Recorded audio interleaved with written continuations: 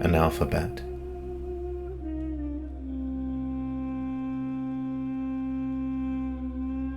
In today's world of entertainment, content creators usually avoid technical details. They don't want you to feel like you're back in a boring classroom.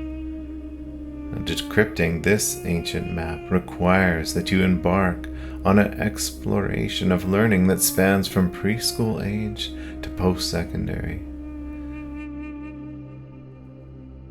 We will be looking closely at many technical details in order to decipher and decrypt this map.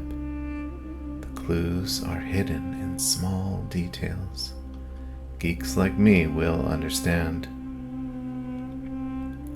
Now first, draw your attention to something that those who read Hebrew were delighted to find in the Psalm 119 scroll. 11Q5, Psalm A. Like most of the scrolls, it is damaged, yet there are enough fragments to grow our understanding of the past.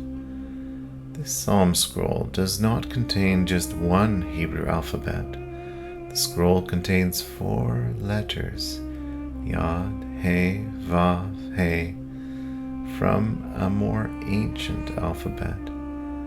These ancient letters are reserved solely for the name of God of Israel. The letters used to carefully write out the name of God are much closer to the style of letters that Jacob discovered in Hezekiah's tunnel. The scholars deduce that this older Paleo Hebrew script is the older of the 2 alphabets. Next, turn your focus to how important the alphabet was in the hearts of those who used it. Psalm 119 is the longest psalm. It is an acrostic psalm that goes through the alphabet from Alef to Tav. Each letter of the alphabet is repeated 8 times before moving on to the next letter. Many love verse 105 from this psalm. Thy word is a lamp unto my feet, and a light unto my path. While we are here, note verses 147 to 148. It reads, I rise before the dawn of the morning, and cry for help. I hope in thy word.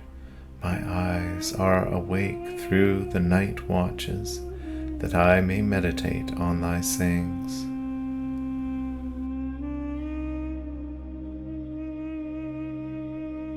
Now, let us consider the 22 letters of this alphabet, as the letters themselves are a key part of this ancient puzzle.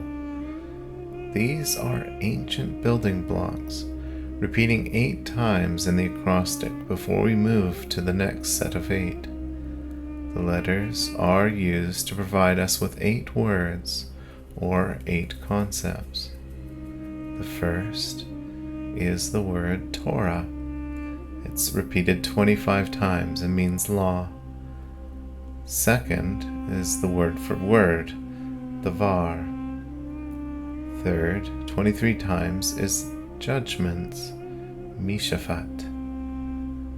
Fourth is observing your testimonies, eda and eduth. Fifth, 22 times is the word commandments, mitzvah. Sixth, 21 times it's statutes, chok. 7, 21 times is precepts, pikud. And 8, 19 times is sayings, imra.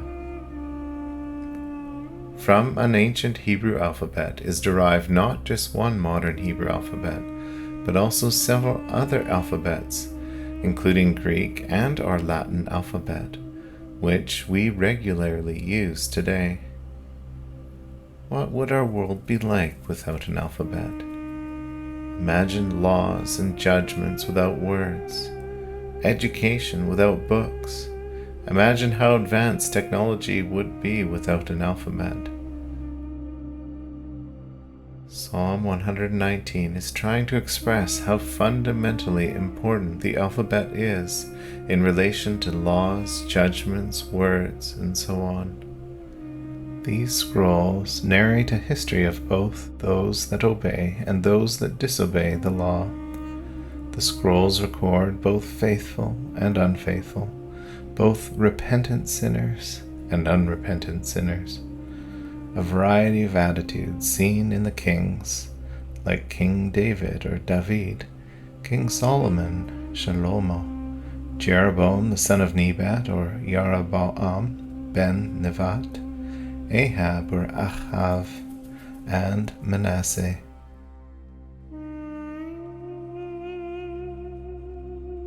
The prophets wrote down multiple warnings, yet many refused to heed.